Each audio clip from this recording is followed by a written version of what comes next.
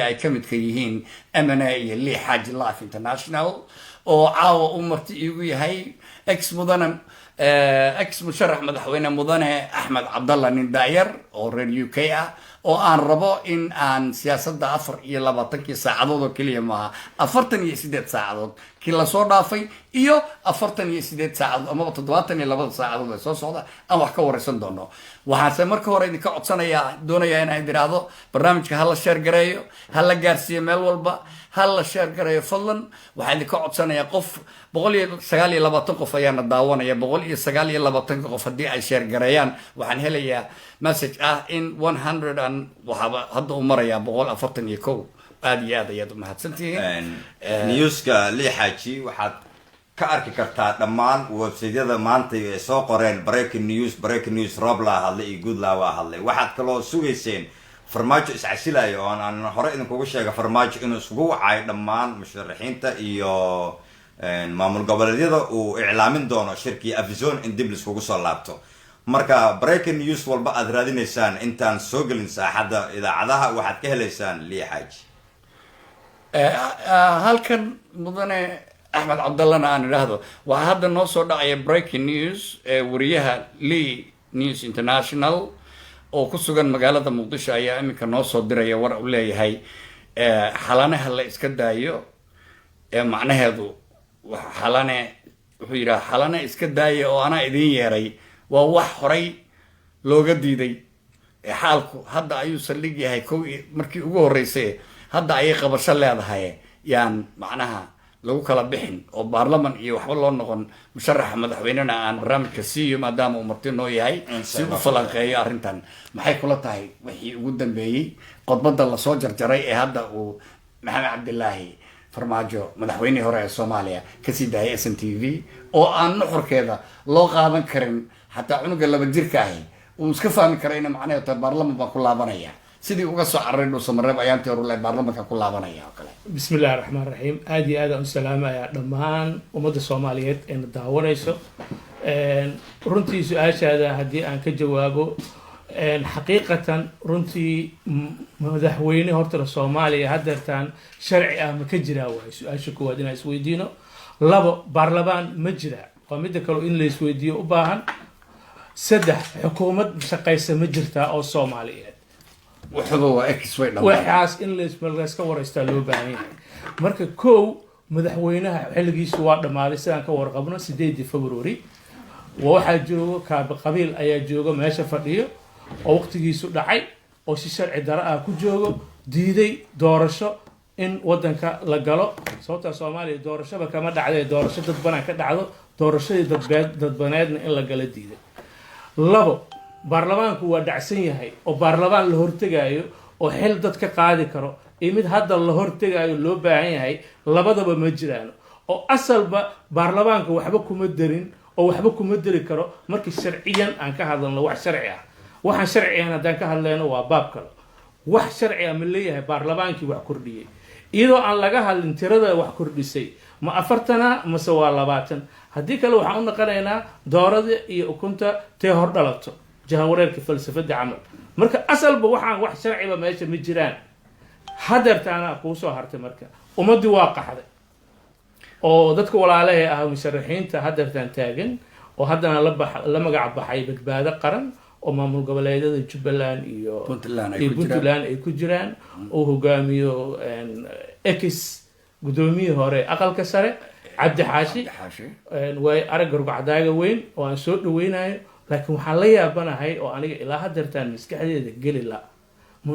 Xasan Sheekh Maxamuud professorka dhamaa ee dhisay jaamacadii Soomaaliya oo da'dii wax ku baratay uu ka mid yahay odawaa iyo mahad salaad oo dhalinyarada hadda joogta oo siyaasadda soo galay in kale aan la xisaabi karin oo gudaha iyo dibadda joogto oo ardadiisi ahaa in caawa uu soo istaago ما أدور رالي أنا جو حبل لي مستجي أدور رالي ستوس أو هذا لنا أما كبح هذا أنا جو حرا هاي وحن كهذا أنا إقصيسها وكلنا يا شعب كسومالي نداورنا ماريا مقصيس لينا مقصيس والرأي أنا إيقاس وحي قلد كيما هذا أنا وصلنا قناعة ما لك وحرمنا مركز عبد الرحمن مركز حسن الشيخ آذين وجيدسو cabdiraxmaan cabdishakuurna inaad eedayn maya Maya. maya maya waa Aniga- dhinaca, aniga siyaasad qof ahaan eedeen uma soo jeedin ninkaa gobolka banaadir uu kasoo jeeda labadoodana udhexeeya nin walba bointigiisa waa saa dul tagaayo waa aniga nin walba inaan ka hadlaan rabaa hal nin keliya kulligoodna kama wada hadli karo waxaan ka hadlaa labadii qofood oo jawaabta soo celisay oo laba musharax labadaba waa dad walaale ah musharax madaxweynihii hore xasan sheekh iyo walaalkay musharax cabdiraxmaan cabdishakuur Cabdishakuur, oo ah isagana wasiir hore wasiir hore nala ahayn reer UK reer Finsbury Park waan si exactly. fiican wada naqaan exactly waa ha marka walaalkay aniga wax dhibaato ah oo xumaati ahna meesha ma jirto waxaan ka wada hadlayno wax kale ma ahan waxaan ka hadlaynaa in habka ay u hadleen ayaa dhaliilsanahay aniga habkay u hadleen waxaan ku dhaliilsanahay kow in ay yidhaahdaano waan soo dhaweynaynaa hadalkii uu yiri ra'yigiisa nin walba xore u yahay sida aniga u arkaan ka hadlaya ra'yigooda xore u yihiin oo qof walba siduu asaga wax u arko ka hadlaya aniga markaan ka hadla ra'yigayga ii khaas ah qoorqoor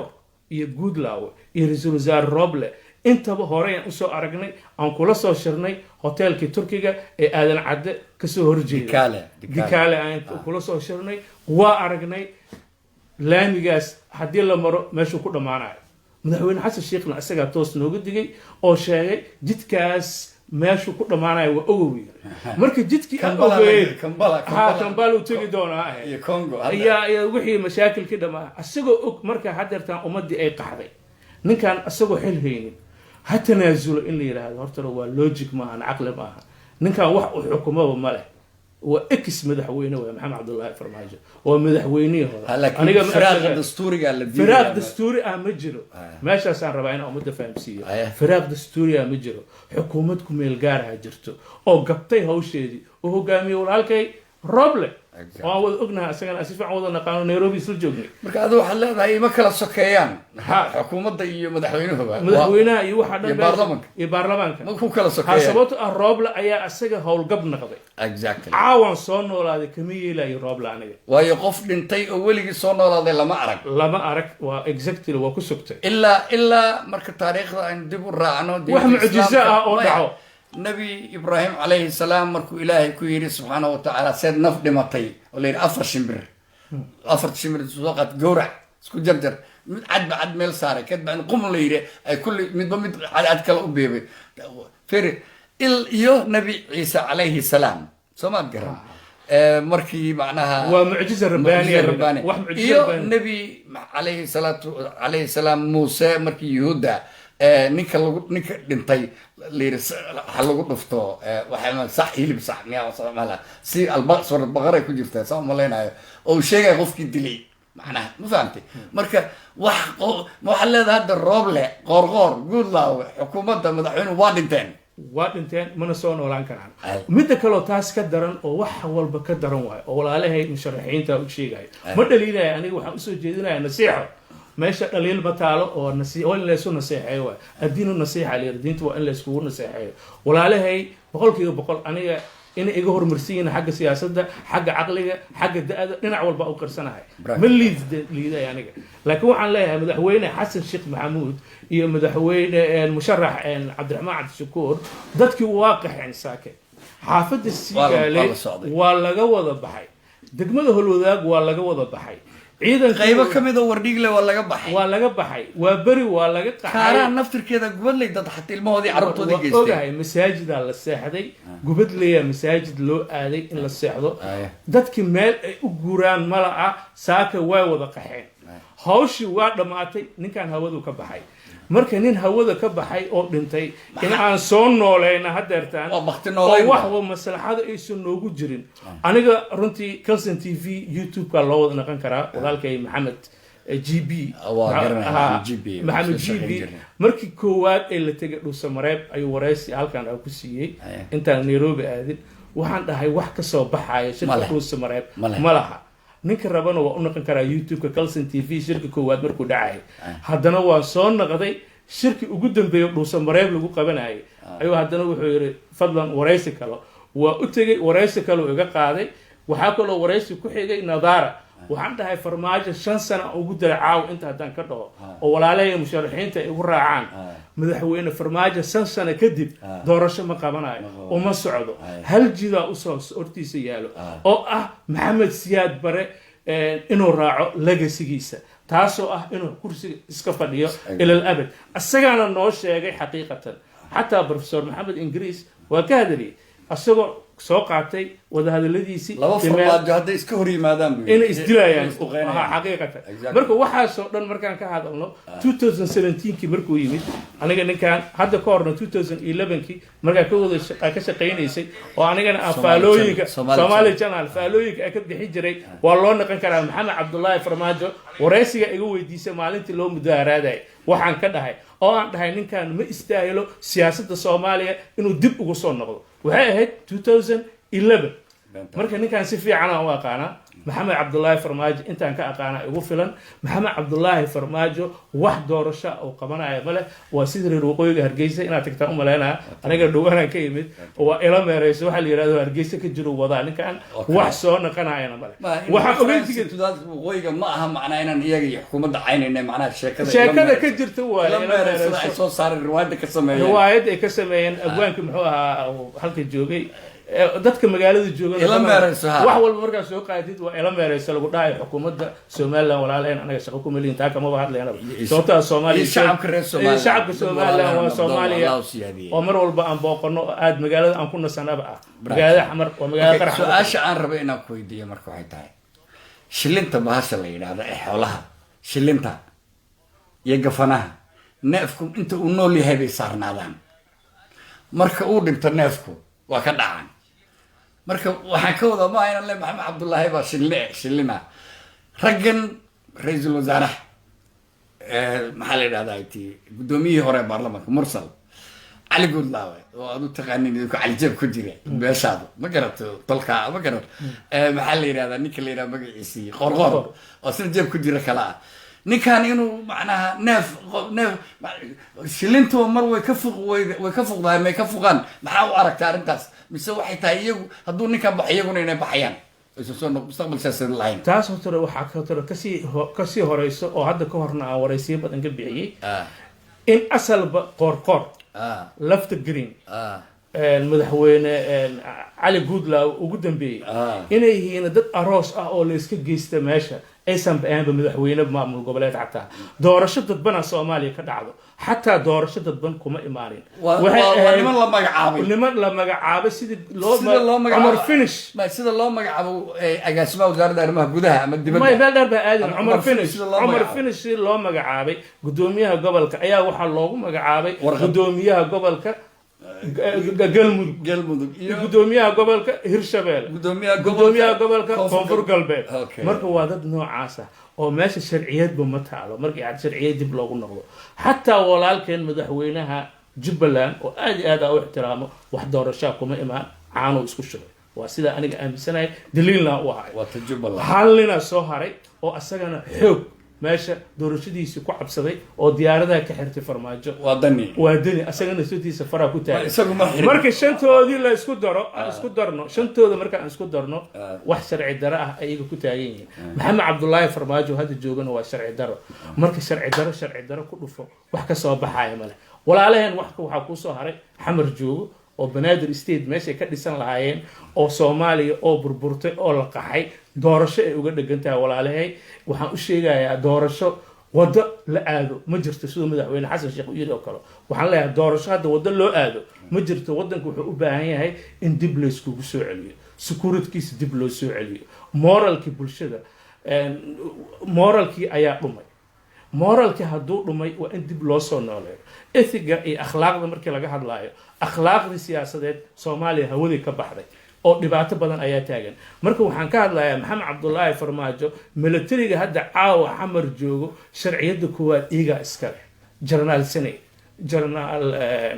Coronto General Sadiq John General Xaadoole oo aan leeyahay General tahay saacadan la joogo aniga halkan ka hadlaa sidoo kale General maxaa la yiraahdaa Ismaaciil Cabdi Malik kulli waa general kulli waa janano waay cabdulqaadir maxamed warsame geela rag in laga kala tago maya ma soo koobi karnaan ka wadaa Exactly. oo taan uma helayno Aya. marka jananada xamar joogoo dhan oo hawiye runtii waa wada janano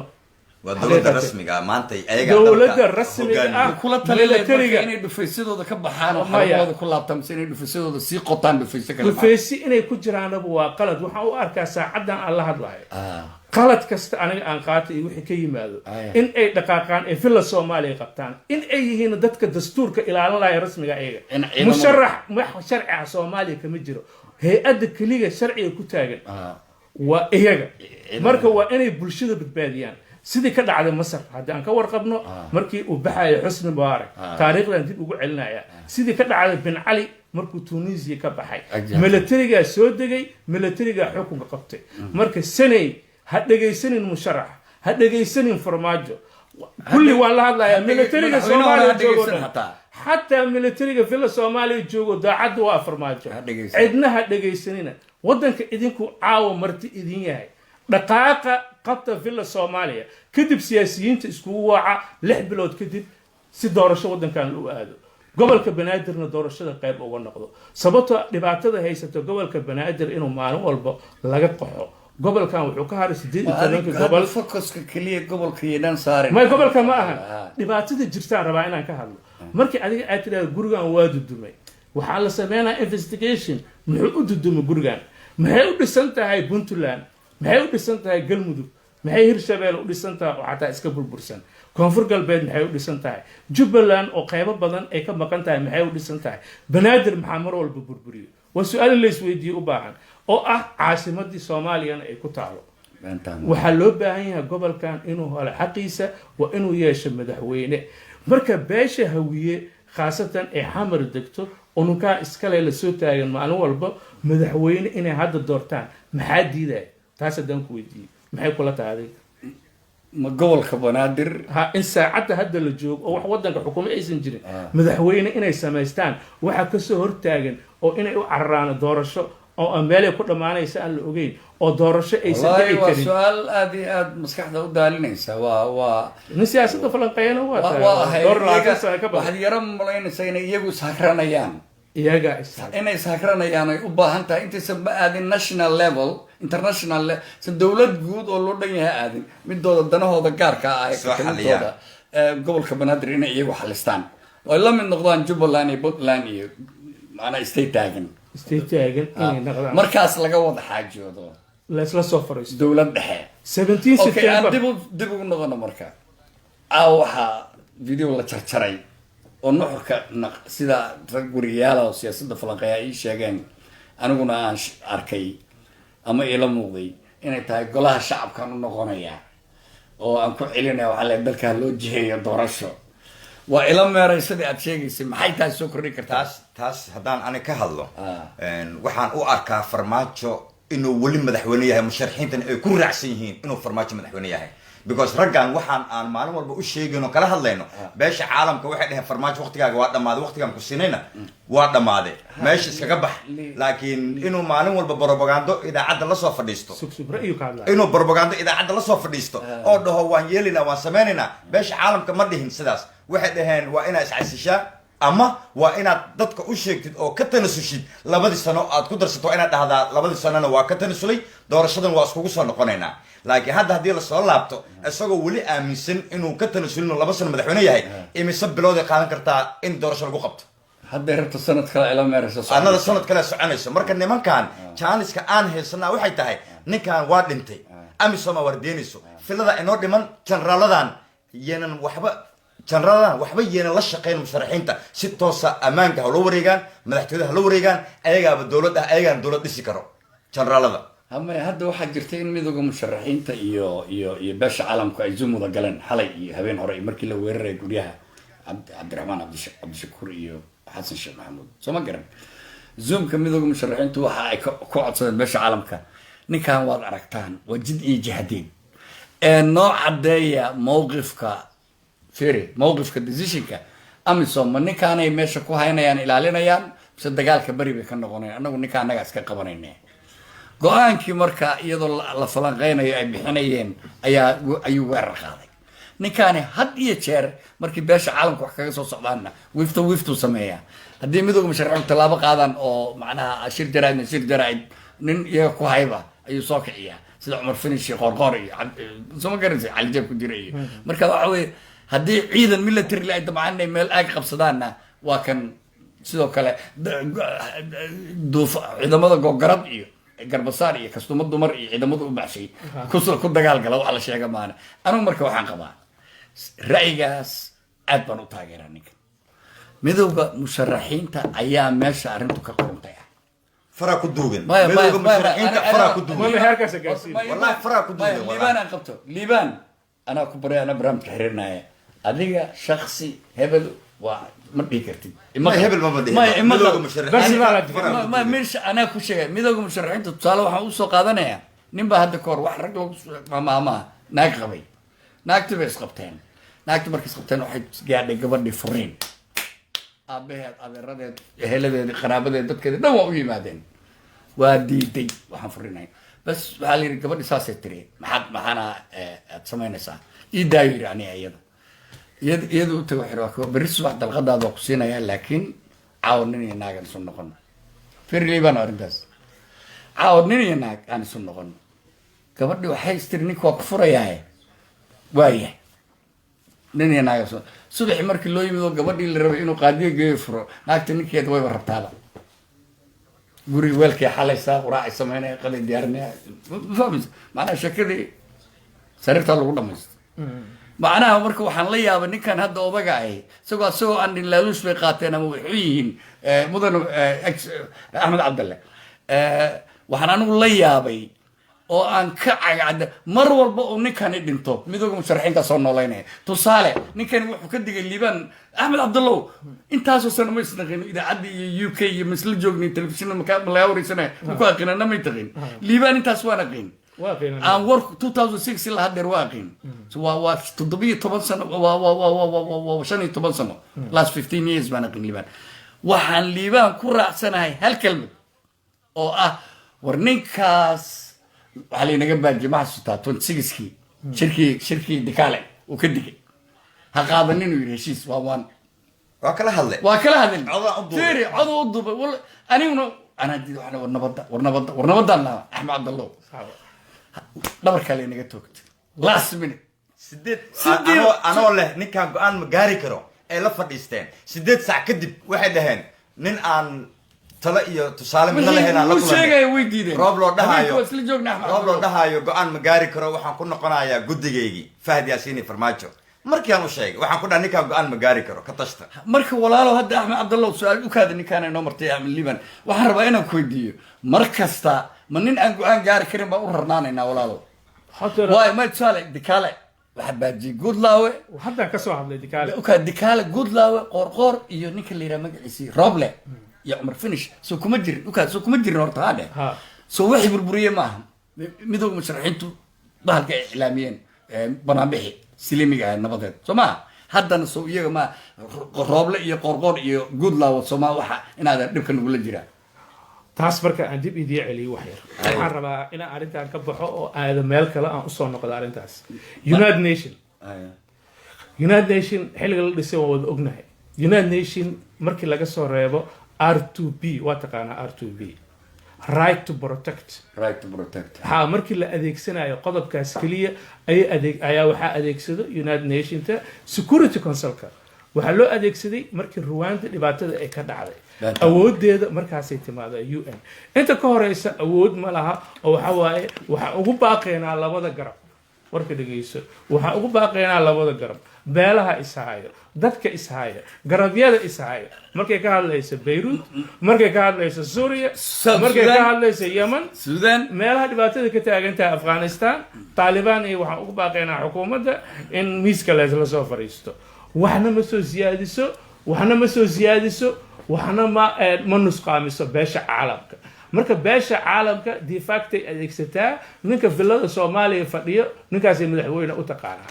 intuu meeshaas fadhiyo wax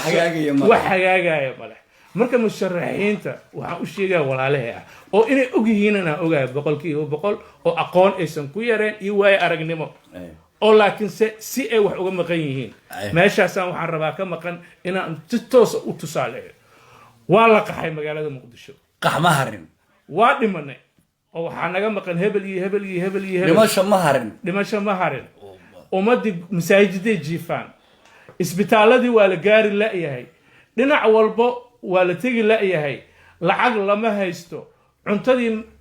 dekadii laga soo bixin la'yahay magaaladii oo dhan waa la isku baaba'ay toos ayaa gurigaaga lagugu soo weeraray ninkan madaxweynaha ex maxamed cabdullaahi farmaajo waa nin criminal ah waxba kama xishoonaya aniga waa criminal 2011kiina markaa iga wareysatay wuxuu ku jiraa Somali Channel YouTube-keeda ilaa maanta waxaan dhahay ninkan ma istaahilo in dib siyaasadda Soomaaliya loo doorto 2017kii Nadara ayaa asagana iga wareystay Somali Cable ay ku jirtaa loo naqan karaa boqolka maalmood markay u dhamaatay oo wuxuu yiri sidee u aragtaa maxamed cabdullaahi farmaajo anigu waxaan YouTube la wada naqan karaa waxaan dhahay ninkan waa nin faashil ah wadankana ma sii xukumi karo wixii ka dhacay waa la ogaa habeenkaas ma taariikh qoran waay aha oo taalo marka xaqiiqatan ninkan waa dhacay hadda wixii oo dhan waa dhamaadeen marka maxamed cabdullaahi farmaajo madaxweynihii hore waa dhacsan yahay baarlamaanku waa dhacsan yahay xukuumadduna way ku fashilantay marka faraaq dastuuri maba dhici lahayn haddii Rooble walaalkeen uu qaado lahaay maalintii koobaad gamekiisa uu ciyaari lahaa gamekiisa ma ciyaarin Rooble oo wuxuu aaminay ninka inuu soo doortay wuxuuna haystay fursad qaali ah haystay oo weligeed soo marin wasaarada Soomaaliya aaminsan yahay ninkan haddii la doorto inuu 4 sano kale ra'iisul wasaare ahaan doono maya 4 sano ilaaha og wixii dhici doono laakiin ra'iisul wasaare Rooble waxaa ka hoos baxday siyaasadii ahayd wadanka in asalba aan saan lagu sii hogaamin karin uu yahayna ninka kaliya sharciga ah oo una awoodda kala wareega loo baahnaa maxamed cabdullaahi farmaajo 8 February iyo waqti ka sii horeysaba maadaama uu ku fashilmay hadda wax sharci ah ma leh sida hadaati sheega oo General Sani iyo General Coronto iyo General Sadiq John iyo General muxuu ahaay Ismaaciil Abdimalik iyo dhammaan saraakiisha Soomaaliyeed ee ku sugan gobolka Banaadir caawa iyaga ayaa wax sharci ah markii dastuurka loo noqdo waa inay badbaadiyaan dalka iyo dadka Soomaaliyeed gacantooda ayay ku jirtaa ma ahan musharax ex madaxweyne inay dhageystaan ama ex madaxweyne farmaajo oo villa Soomaaliya fadhiya oo wax baxay ra'iisul wasaare loo dabaaldegaya ma laha waxaa jirta book uu qoray waa taqaanaa ninka magaciisa Oriel mo ahaa oo la dhahayo Animal Farm George Orwell buugaas markaa fiirisid iyo waxa xamar ka jiro Animal Farm waa mooradii ariga moore ari dad ku dhex jiray oo eegayeen dadka walaaleen ka soo jeedo communismku ka qoray laakiin hadda wixii waaqic ahaan xamar ka jirta shacabki miya u mudaaharaad xasan sheekha u mudaaharaad ya u mudaaharaad farmaajona wadanka ma xukumo حسن شيخنا ما حكمه عبد الرحمن حبش كورنا ما حكمه ودن كيما شرعي بيد ماله روبلا سود وين يا مكان المكرمه كبود بودي عاو جا بود واي ومدي مركه وحاكم مكان بوليتيكال فيجن ذاتك شعبكم ما لها بوليتيكال فيجن ما دام ايسان لهين سياسيين تن بوليتيكال فيجن ما يلنا يعني او حوا عرفت وحدها البيئه تؤثر على المجتمع قفك ماشي كنوا لها بيئه social كماشي قفك وكس وانيمال هيومن كوا social اصل وبن ادمك بن ادمك u baahan yahay marka bin aadamka kala maadaama u baahan yahay dadku ku dhex nool yahay ayuu qof walba dhaqankeeda qaataa siyaasiyiintii waxa u maleynayaa inay qaateen dhaqankii ceelgaab iyo bakaaraha waxa way sababtoo habkay u dhaqmayaan hab siyaasi laguma tilmaami kara iyo maskaxiyan beel caalam oo laga cabsadana meeshan ma taalo beel caalam waxay shaqo ku leedahay ninkii yimaado in ay la shaqeyso ay ku qasban tahay ninkii villada qabsada ay la shaqeynaysaa haddii General Sani caawa qabsado waxa lagu qabsan yahay General Sani la shaqeeyo General Abdimalik hadduu qabsado caawa asaga ugu dhow hadda qofka qaban kartaa asaga in la shaqeeyo hadduu joogaa meesha sayidku waa soo dhaafiyay wuxuu taagan yahay baar bulsho taagan yahay hadda caawa marka waaba dhex taagan yahay villa Soomaaliya waxa u diidanaa la yaabanahay inuu galo khayr inuu dhageysto maaha waxaan leeyahay dhageysanin khayr aniga Ismaaciil waxaan leeyahay Sani Xasan Sheekh dhageysanin waxaan leeyahay General Sadiq John dhageysanin Cabdiraxmaan Shakur warkiisa hore u socda gala villa Soomaaliya ilaa villada laga galo villada gala biri ayaa arki doontiin inay siyaasad wax ka dhaqaaneen in kala markaas igu kala barta aniga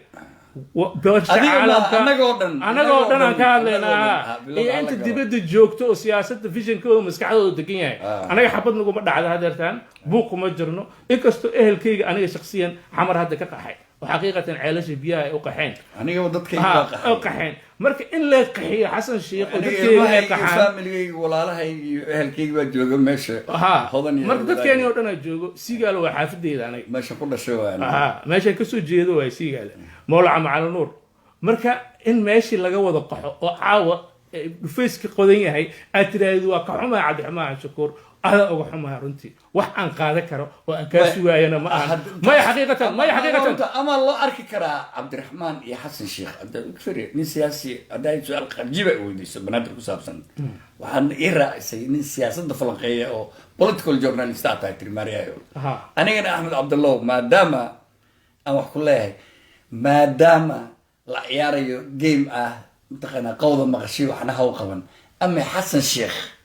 iyo Cabdiraxmaan Cabdishakuur diidayaan istaanbul beesha caalamka ama indhaha dadka macnaha leeymanka in loo arko inay yihiin niman dagaal oogayaal ah oo nabadiid ah oo aan ogolayn haddii miiska la isugu imanayo wada hadalka faham oo ay iyagoo ciidamadoodii xasan ciidamadiisii zuuga laakiin shabeellada dhexe waa arag ee anti aircraftiga iyo tarantsatihi iyo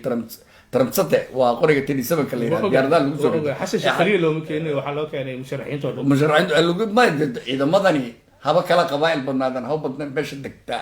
أما قبل كسكلا مدلود أبقى هو بدناتو لكن واحد كلها هي يقريها الدلاء قرية حجر يكون قرحية جد كان ببه ليرا تركيا لا كان بي 10 بي 7 ما كان واحد ليرا هذا رجع صودنا مركانو وحلاها أما جيم عيارين إذا ما ضدي مشوا إسكت جوجا أما باش عالم كي أدوينها تسين هدي نبض وكينا ينكن وأقولنا هاي نبض مايا سياسة ما فهم سنة هذا أقول لك حتى سياسة ما فهم سنة سببتها ورك وقفك كهذا لا أنا تحليليا أنا واللي يركم ده ورك ويري دب الرع حسن شيخ ولا لك مدحوين حسن شيخ وأنا ما دقي سويت كيس لك ما مغلين وآدي سياسة وآمن سنة هاي هي واحد كلام في الساعة ورك وكهذا ولا لك عبد الرحمن عبد الشكور وحير حتى عينا ماذا حكى أصلا إني أتصورت عبد الرحمن عبد الشكور هذا ما يسوى عبد الرحمن عبد الشكور كوب لا هذا دول كنا صوم جبن توريسمو يامو كبس ليه عبد الرحمن عبد الشكور عاوز ساس يجينا غوجار عنيا إذا ماذا هلا كلا قاضو إذا ماذا هلا كلا قاضو عقل ما إذا ماذا هلا كلا قاضو بقول كيه بقول وتوتالي رونج أبسولوتلي وحلا قاعدين كرباعا مدحوينه حسن الشيخ محمود السجن وحويله وحا أقبلي شركة 8 سبتمبر 8 سبتمبر محمد عبد الله فرماجو لايف إلا هذا كان تويتر كي أيو كجرا وركي أو أنا سوس عري أو يوتيوب كسول جري السجن ده هاي وركاس وحى شيء يري وحى ساقري دارشة وحى ساقري إن هو مدحوينها بنتلان سامح واحد صقرتي سعيدني صقرتي أنا شقابكم ولا هنو يري مركز سعيدني دورشة وصقرتي مدة كلام هدي هذا ميس كلون نقطة حسن شيخنا متجاي عبد الرحمن عبد الشكورنا متجاي واحد تجاي ولا لك قرقر أو أنا كان هوشيس أو أنا قرصونين أو نيك اللجوي بلا هوية يقلمدو أنا إن كان أكسو الجيني بنادر أنا أكسو الجيني هذا هذا كسو الجيني قلمدو كسيدا وكلا for your information نكان قلمدو كسو الجيني جري واحد بدنا كسو الجيني أما هو أشكو ذا نهاي حقنا وكسو الجيني أنت وكسو الجيني لا شيء مركا حقيقة أنت مركا عندنا ما لندن أدوك مرة قلمدو قاتاي لبدينه ما واضح لبدينا ما تاسع كسرعان هراء كسرعان وقت أنا كله مني مركا قلمدونا هذا تان سيدا أقنا هاي الشباب أي وضع قبصدين أو بنتلان أي نصو قرمتي لا هاي شباب كم يدك علنا بالكور أنا قنطراس كويس أنا صوت قنطراس كويس أنا نقطة بنتلان أنا كسير هذا مرة أو عاوف شقة أنا ما إن قنطراس كويس أنا يقبتانو إن شباب كإلا دق على مان تاس أنا كسر نقطة ciidamada Soomaaliya ee Mareykanka ay joogay Soomaaliya ciidan Mareykan ma joogin Soomaaliya waxa joogay ciidamo calooshiis shaqaystayaal joogay oo Mareykan mar hore ka dhaartay markuu ku fashilmay dagaalkii Iraq dagaalkii Afghanistan oo hadda ay ka baxayaan waxa la keenaa ciidamo calooshiis shaqaystayaal ah oo wato dharka Mareykanka iyo saraakiil kooban oo ku meel gaar ah oo hogaaminayso ciidan Mareykan Soomaaliya horena uma joogin haddana ma imaanayo magacyadoodana waa wada hayaa dadka laakiin Soomaaliya waxaa jooga imaada laakiin bahalkii la taliyaal iyo intelligence officers iyo tababar ciidaman iyo qaar xataa tababar ciidan looma soo diro taas aan waxaan ku noqonaynaa 17 September ragga tagaayo shirka 17 September horta anaga wax dana nooguma jiro 3 nin oo ku heshiiyey 3 nin oo isku beel ah oo walaalo ah ku heshiiyey Axmed Madoobe Dani iyo Farmaajo kuwa kala marqaati ayay ahaayeen tale iyo tusaale iyo go'aan midna kuma lahayn marka 17 September waa maxay danta noogu jirto may horta taas markaa kasoo noqon lii oo aan hawiye daarood meesha maba ahanba oo arrin Soomaaliyeed ka hadlayna Soomaaliyeed waa 17 arrin September Soomaaliyeed ka hadlaynaa arrin Soomaaliyeed ka hadlayna caawan arrin qabiil meesha uma soo fariisanin oo arrintii guud oo Soomaaliya ka hadlaynay markii arrin hawiye laga hadlaayo oo khaas ah aniga kama xishoodo qabiilka Soomaaliya waa 4.5 runtan ku sheegay kama xishoodo aniga waa toos aan uga hadlaa inkastoo walaalahay siyaasiyiinta kale hawiye ay ka leexleexdaan oo geed iyo qasax ay qoray dhaana toos oo abaara aniga waxa deegaan ka hadlaa laakiin caawa may qabiil ahaan 17 September 3 nin heshiisay dan nooguma jirto nimankaana musharaxiinta waxba kama ogo waxa lagu heshiiyey waa ku fahamsanahay wax yar uu kaaga jawaabi karaa because kama qayb galin shirka meesha maba ahanba 17 of September 3 noo daarood oo ku heshiisay iyo 4 hawiye ku heshiisay meesha maba taagnaba 17 of September Maxamed Cabdullaahi Farmaajo ninka xilligiisa dhacay filla Soomaaliya sharci darada ku jiif hotel ahaan oo lacagtiis inuu bixiyo laga rabo 4 bilood hadana soo dhaaftay oo inta deena lagu leeyahay 4 bilood kiradeeda lagu leeyahay korantadii biyo iyo lacagtii iyo dhaqaalihii Soomaaliya isticmaalaya isaga criminal oo maxkamadda la soo taaga dadka xamar uu ka qixiyo caaw si in loo hor fariistaba 17 of September loo naqana ama 4 October loo naqana waxa ka horeyso ninka ma criminal ma la hor fariisan kara horta inaan isweydiino question mark kor saaran ninkan madaxweyne ma yahay horta sharciyado ku soo fariisanaya xasan hadoo fariisto adigana aad fariisatay Cabdullaahi Maariye musharax wax weyn ma aha sharciyada la qaato ma aha musharaxa leedahay ma fariisan kartaa waa maya aniga ma fariisan karaa waa maya yaa soo fariisanaya 5 nin oo bilaa sharci ah iyaga nafsadooda oo wax sharciyada haysan waqtigu waa ka wada dhacay 3 ninna waa bilaa sharci sidaan ku sheegay oo wax sharciyada toosnaa lafta garaan iyo qorqor iyo cali gudlaawo iyagu wax sharciyada ma haystaan meesha marka adiga 17 of September ninki diiday caaw inuu yiraahdo mar labaad 17 of September u naqana kama yeelayaan marka sidaan sheegay waa hawsha hal xabay ku dhamaanaysaa madaxweyne Maxamed Cabdullaahi Farmaajo filla Soomaaliya ex madaxweyne ka hadlaa ex madaxweynaha Soomaaliya Maxamed Cabdullaahi Farmaajo oo hadda dagaal ooga ah oo dagaal ku qaaday Xasan Sheekh Maxamuud gurigiisa ninka weeraraya waa Xasan Sheekh Maxamuud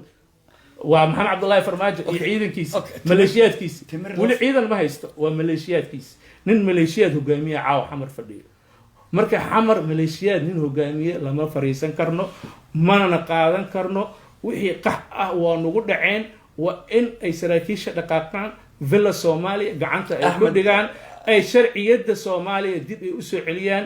musharaxiintana waxa looga baahan yahay in ay u hoggaansamaan General Sanay iyo General Ismaaciil iyo General Sadiq John iyo Xaadoole jananada xamar ku sugan General Koronto lama soo koobi karo waxa waa intii markaas aan ka soo qaban karo maskaxdayda afkii ku soo dhaco ayaa soo qabanaya ma ahane waa ka badan yihiin marka dhamaantood iyaga is yaqaano inay is xiriiriyaan ayna villada iskugu tagaan in nin doortaan si ku meel gaar ah sida militariga Suudaan u qabtay Umar Bashir buu ka baxay Masar hore loogu qabtay Tunisia hore loogu qabtay military iyaga ah sharciyada Soomaaliya ka shaqeyso baarlamaan loo naqanayo Farmaajo kama dhageysanayno madaxweynihii hore oo loo baahan yahay asagaba in la hor keeno caawa isla caawa nafsadeeda hadii la awoodo maxkamadda ani hal dil ma dhahay hal soo qabto maxkamadda hal keeno asaga dadka habeenkii guriga ugu guureyn jiray laakiin anaga guriga ugu ma guureynayno waan soo qabanaynaa maalin cad iyo habeen sidee naqataba maxkamadana hor keenayna wixii cadaaladda ku xukuntaana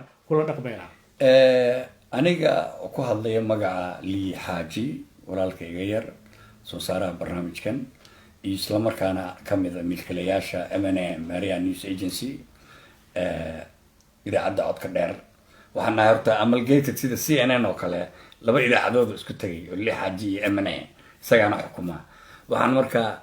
qabaa anigu ra'yiga adiga labadiina ana idin wareysanay Lii waa fadhidaa bidixda iga fadhidaa Axmed Cabdullaahi midigta iga fadhidaa ex mudan madaxweyne waxaan rabaa anigu waxaan aaminsanahay 10 beri ama 5 beri oo la qaxo xamar inay ka dhib yar tahay 2 sano oo Farmaajo ii joogo maxay idinla tahay arrinta inaad iiga jawaabtaan baan rabaa intaas. aniga waxaan aaminsanahay hadduu farmaajo 1 week ku darsado in loo daayo 2 sano sababtoo ah farmaajo meel walba kasoo fashilmay ilaa caalamka xasan sheekh oo dhahayo war nabadda waddan ka taalo dibadda ha u raadin dibaddii u raadiyey dagaal ooge waxba ma dhaamo raggii hore oo kale marka waqtigiisii wuu dhammaaday beesha caalamka waqtigiisii wuu dhammaaday waxaa lagu yiri 2 mid ama iscasil ama 2 sano aad sheegata ka noqo shirka xalana ku soo laabo arrinkaasna waxa loo gudbiyay kumeel gaar oo dawladda iyo ciidamada iyo dhammaan waxa la yiri waxa mas'uuliyadda si heenayo ilaa doorashada laga gaarayo Roble marka Robland ka sugan inuu hadlo Roblena saak uu hadlay wuxuu yiri doorashada loo laabanaa labadii kalena waa hadleen arrinkan 3 maalin ka hor aan sheegay in Roble iyo Goodlaw iyo ragga dhan ay hadlayaan wala farmaajo hadlayo oo dhahayo waxaan u noqonaynaa doorashada u noqonaynaa laakiin marnaba farmaajo in uu إعلامي دورشة لقول ما تلين منا أهين قان أو حالنا كسب بحي مسك حد يسوق وتا ضد كأنه جهوري ما دام الرب له رجع كله هذا اللي يري أو لقوا باش عالم كقصبين أيوة أصلا كدر صلي إنه ده وأنا قرنا لكن ما ده هو تنسلي أنا جا مرة من وده هذا دورشة مرة من واحد أباه هاي نكان إن ماش لقى صار completely إذا ماذا حوج الدلكة وأنا لو رجع دلكة وأنا مدحتوي قبطان دورشنا قبطان مشرح مدحوني مشرح هراء مدحونها أحمد عبد الله أيوة كنت هاي كلها تعرفناش هترى ولا لها الصومالية دورن وهو ده نقد داورة أنا الصومالي ودنا على هاللايا exactly مرمر عن لها اللايا باش بنادر نويجرتا سواء دام دبعته وين حمر ما دام إيه أو أنا قدرت كقحاي عن هاي هرفر إن ضد كان 3 دينا ضد حمر كقحاي ضد حبضة كده عيسى هدي قرح ضد كقرحاي إن أنا جانا دبعته كده عيسى مر والب أو دب وجوجا سومالي ودن هاتر مدحوين فرماجها إيش عسيلة عقلك وكاجر بلعبة وحلم تهاي أديكو تري إيش عسيل هذا أنا اللي إيده اللي سومالي ده إيش قرت أحمد عبد الله إيش عسيل مع إسكعسل حبة ما هي وحيلا إذا ما هي مع إسكعسل يعني ودي هذا يسوع قرتين أحمد عبد الله إسعسل يفرما هذا عال تقولوا هالك إذا أحمد عبد الله إسعسل مع إسكعسل هارتر مركب ما يتساوي شيء ما في الله نحفظ يا وباب كلا وحلاقة ربا إيجار كيان كده هاي كردي رنتيجا وجبا هناي وجبا هناي تاكسيجا وجبا هناي VAT جا وجبا هناي وكسر دلعة أنا شخصيا هدو ينطي هدو نولي هذا في الصومالي أفرت بلاد أوفدي مركب وحلوجا بهاي وح إسكعسل ماله أنا أسأل إسكمي دانا أنت إدعوانا يسوع أنا محمد عبد الله فرماجو واسمنا سيدا الله فريسنا وامرك قلت لنا كاقدرن يجب لان وسام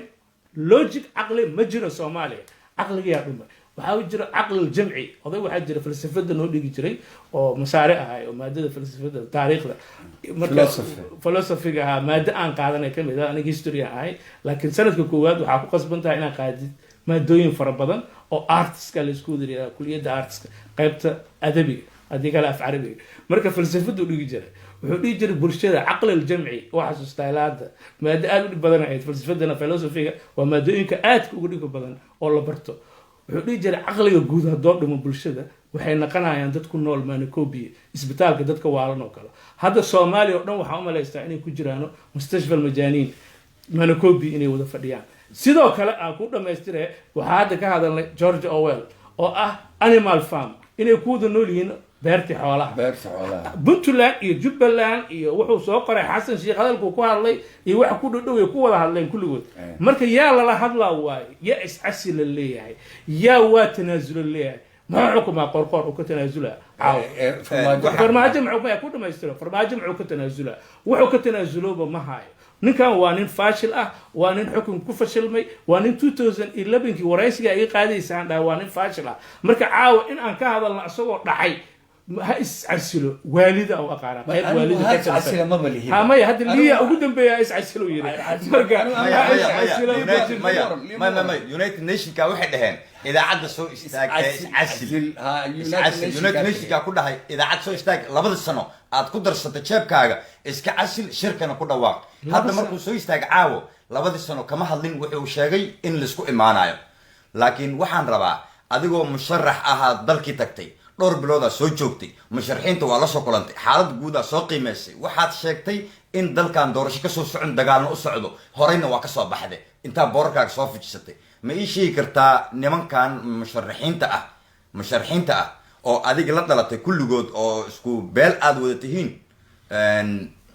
beesha guud ee kuwaan gobolka banaadir kasoo jeedo haddaan qabiilka ha leexiyo ku dhaho xataa gobolka banaadir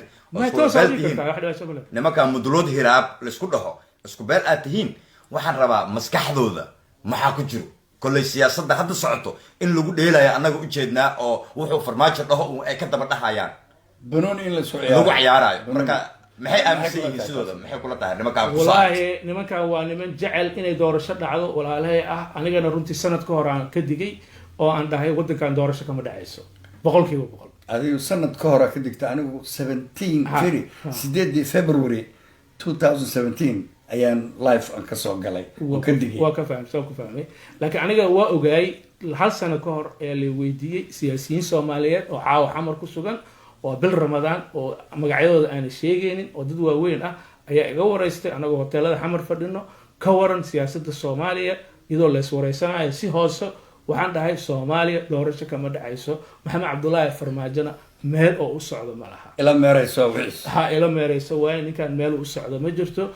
political game u dheelayaa political game-ki ilaa caawu dheelayay marka ninkan wax u ka tanaasulo meesha ma jiro Maxamed Cabdullaahi Farmaajo hal xabba looga baahan yahay Soomaalidana wada daawanayso dhan musharaxiinta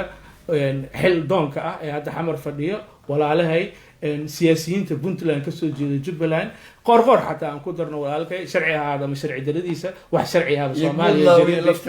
wax sharci ahaada Soomaaliya ka jirin hadda caawa aan joogno oo hadlayno in ay gabi ahaanba ninka is-asil iyo waa is-asile iyo meesha ma taalo wuxuu iska asilaya male villada inuu ka soo baxo وحتى سياسة الصومالي يسوس شرحينين شردي وكوات ديارة إنه راعو دنبيجي سحلي قد ربع له قاعدة وإنه توس ديارة داس وراعو عالم كمية شهرة وصفرة الله في الصحة سي يضل إلى عالم هاي بوليتيكال كصوماليا استابيليتي اللي سوعيه وقت دنبنا على الوقت من كان بيرا ديارة الراعي. مركز لقصص وكسب حفلات سو إن من قفكم الجارة أو جارة. ما تاسع واتقوس وذا وحلو بعيها مشرعين توحيد السنة هذا وحديقة السنة. قولها بدبعضها. قولها بدبعضها قرنك. قولها بدبعضها قرنك أو أيضا نفس هذا وح أو منبلي. ما هو منبلي وإذا نفس هذا لا مرنمو. الله مرنمو حقيقة ومنبلي رجع إسحوشي وإيجا نفس الدولة. سومالي أسبب وحاك جرو منبلي أو دور شيء سياسة. إسقروبيسي ديميد. لبنان إسقروبيلا يو محلي هذايتي نين باش الدرعة يو شيخ شريف. أدد مصر حدا إسكت حركة. إسكت حركة. دد إيجا شاشة إسكت وده له حركة وإنا إسلسوا عكران وسو حركة برينا كلا تيجي دونه. Exactly. سياسة. ترابل بارتنرشيب اللي هذا. إسبايسي كلا تجو سيد إسبايسي أسمر وكلوه وحبك كم الدول حقيقة وحنا صوّد أرجنوه مركا سيد دونا هذا واحد لوجا بهنا مركا إني جدا أنا جو حن قاعدنا هنا بس عالم كمركا هرتجا أنا أقابلان إني هنا ضد قيد كسياسة الصومالية إيسن إيجا وحلو يرينين إيجا وحشيء عن بس عالم أنا كل كلنا يعني صوتا بس عالم كواحد تاي أنا جي وانا خانة sabta UK aan joognaa waxba la isuma sheego wadankayga aniga marti iyaga ma ahaanayso habarta safaaradda Ingiriiska u fadhido practical oo u timid inay batroolka Soomaaliya qayb ka qaadato Mareykanka oo u yimid adduunka oo dhanba waxa jira Seven Sisters waa taqaanaa todobada walaalaha ah waa shirkadaha batroolka BP iyo maxay shirkadda Shell asalba total kulli kal tax kulli wala garanaya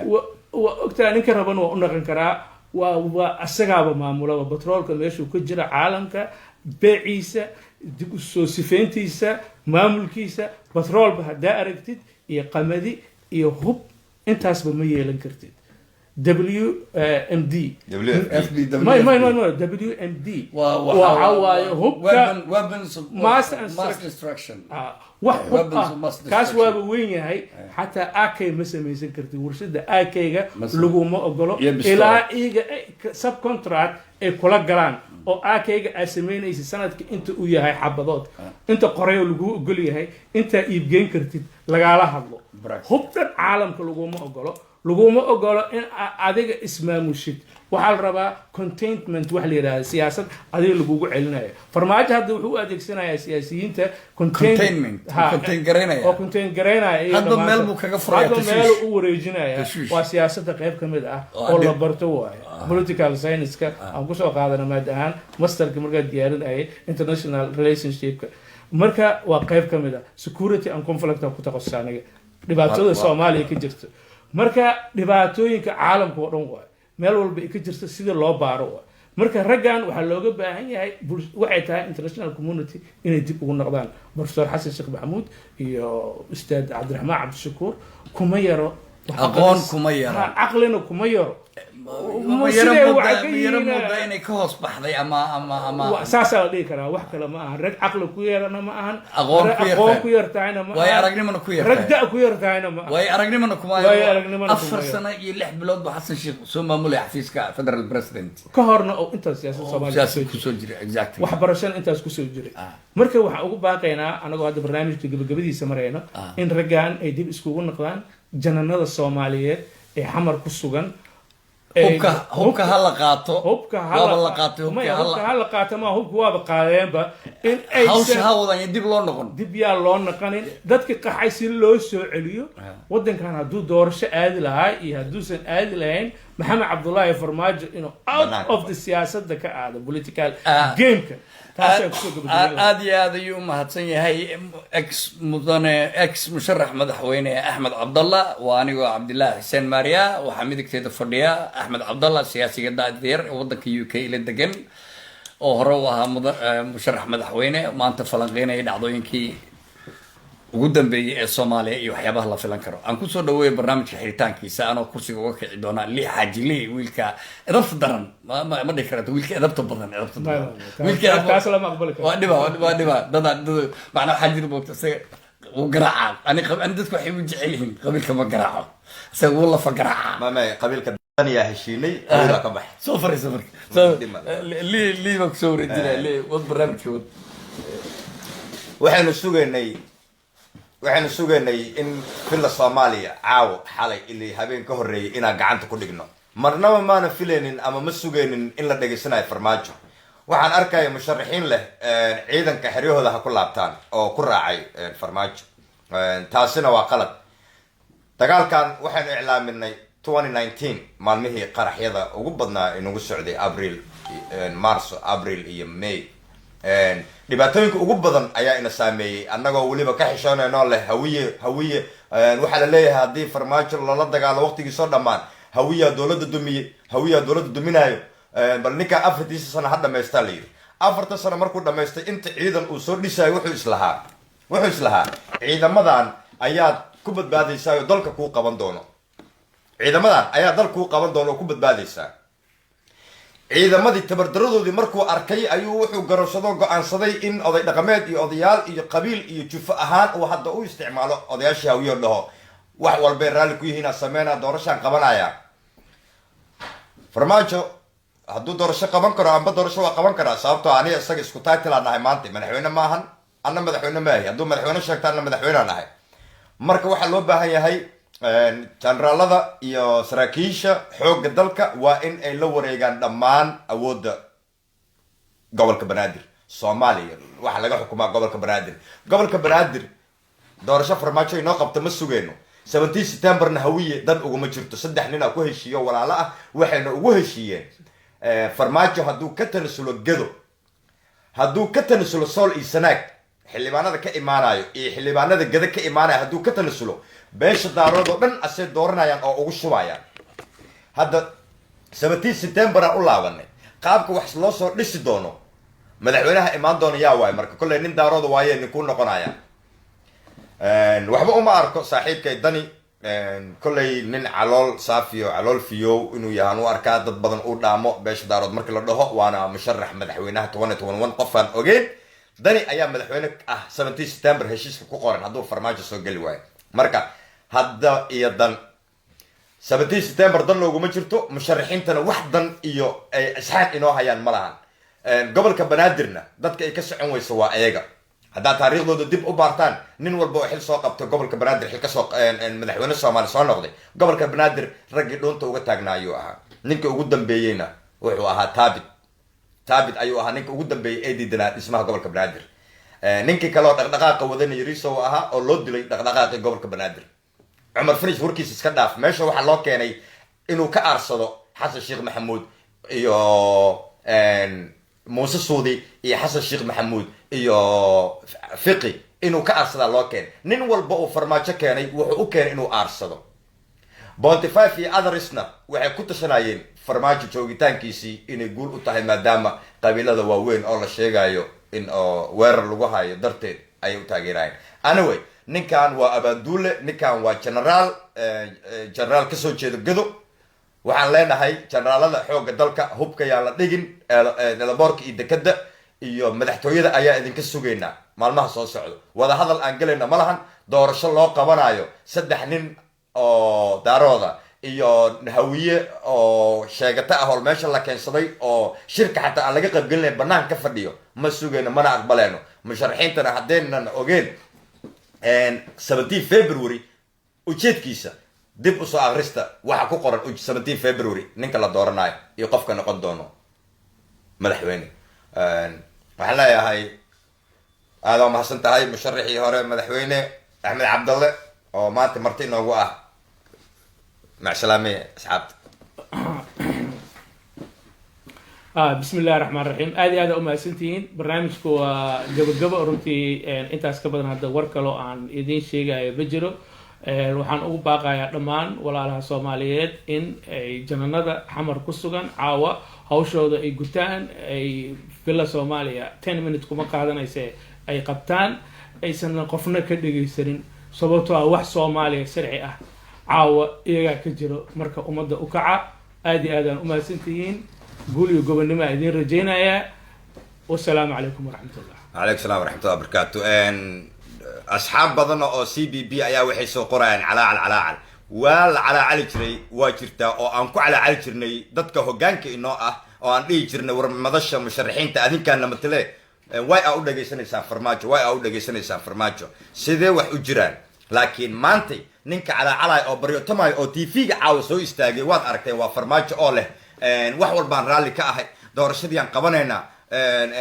shirka u laabanayna wax walbaan raalli ka ahay marka waa ka xumahay walaalayaal 3 nin ayaa farmaajo la dagaashay 3 ninna waa askartiisii sanay cabdulle waxa la dagaalay ismaaciil iyo waxa la dagaalay saarjoon waa 3 nin hawiye meesha kama dagaalameen hawiye kuma jiro qabiilo badan oo hawiye ah aan ku jirin waxaad arkaysaa 7 generaal oo iyo saraakiil oo waxa arkaysaa fadhiyo guriga xasan sheekh maxamuud oo gacmaha ka hayo leeyahay yaa hadhow leeyahay dagaal ooga tahay yaa hadhowdii doorasho mehelay yaa la eedeen marrab in la eedeeyo isdifaaca meeshina joogo qof dagaal qaadi kara ma jiro cabdiraxmaan shkuura arkay oo leh waa isdifaacaya ma la dhaqaaqi karo meeshina hal la joogo marka 3 nin oo boolis oo ka shaqeynaya farmaajo ayaa la dagaashan ka warrama haddii gobolka dhan ay kacaan 2 saac ma qaadanayso aad iyo aad ayaad u mahadsantihiin dhammaan dadka sharafta leh ee maxaan la yidhaha naga daawanayay baraha bulshada inta na daawan doonta kumanaan kun hadduu eebaydma na daawan doonaa aan si gaara ugu mahad celiyo barnaamijkan waxaa facilitate gareeyey Lee Haji International Foundation of Banaadir Region waa ururka samafalka ama hay'adda la yiraahdo Banaadir International oo Lee Haji sponsor u yahay waxaan ku wareysanaynay barnaamijka ex amaba musharax madaxweyne hore Axmed Cabdalla oo ah aqoonyahan master double master degree of political science iyo international strategy bartay oo wadankan Ingiriiska nagula sugan anigoo Cabdillah Xuseen Maariya aan hal mar iraahdo waxaan isu soo noqon doonaa hadduu eebaydma biidnillaahi kariim insha allahu tacaala maalinta sabtida oo ah 3 bisha oo aan rajeynaya inaan live soo galo aan kasoo galo amane iyadoo midigteeda u fadhin doono walaalkayga qaaliga liibaan haddii ay inkastoo ay ramadaan tahay haddii ay suurtagal tahayna aan xataa cazumi doono amane ku cazumi doono mudane Axmed Cabdalla oo midigteeda fadhiya bal aan hadda inta ay ila joogaan waraysto aan weydiiyo bal maalinta sabtida hadduu ilaahay marka la soo afuro ma sugu ima karnaa studio Axmed Cabdalla diyaar waxba kama qalbo liibaan ayaan isaga ana liibaan waa cabdullaahi maariyaana waa liibaan. hadda kahor baa idiin sheegay dad badanoo waxaa jira liibaan aniga beeshayda igu colaadiya iyo kuwa beeshiisa oo isaga xataa colaadiya. maxaad cabdullaahi maariya ula socotaa? liibaan waa cabdullaahi xuseen maariyana waa liibaan. waa been baa liibaan taas. waxaan laygu nacayba beesha xumaantooda ha sheegin, amaan wanaag laga sheeg. anigu waxa ma sheego laakiin amana inaa igala soo muuqato sabtida ood noo fasilita stuudiyo ah aad lii gobolka banaadir ayaan rabaa inaan focus ka saaro maalintaas. inaad warxaaga soo diyaarsato barnaamijka sida caawa kan oo kale aad usoo diyaarsatay uu kugu diyaar noqdo wax qoran oo tafaasiilaad ah oo gobolka banaadir sida wax loogu qaban lahaa, maadaama anigu bil baan ka maqnaa baraha bulshada aanan soo gelin oon hawlo ii gaara oo family ahaan aan u maqnaa. ma garatay? maalinta sabtidaan rabaa in hadduu eeba idmo weekend axmed oo aadan shaqaynayn sabti iyo axad waddankan ingiriiska inuu joogno. liibaanna ma shaqeynay, adna ma shaqeynay, waa off baa laga yahay. xataa prime minister kuma shaqey haddaan emergency jirin. ma garat? haddii ilaahay nafta noo daayo markaan soo afurno amana inaan kusoo noqono oo aad igala soo qayb gasho sida diyaar ma u tahay axmedow? assalaamu calaykum waraxmatullaahi tacaala wabarakaatu. habeen wanaagsan, galab wanaagsan, subax wanaagsan, meel kastoo daafaha dunida naga daawanaysaan. waxaan idinka codsanaynaa fadlan sheergareeya saaxiibadiina intana daawatay iyo intana daawan doontaba. waxaan dib isugu soo noqon doonaa hadduu ilaahay yidhaahdo maalinta sabtida 3 bisha abril hadduu eeba idmo insha allahu tacaala. assalaamu calaykum waraxmatullaahi tacaala wabarakaatu.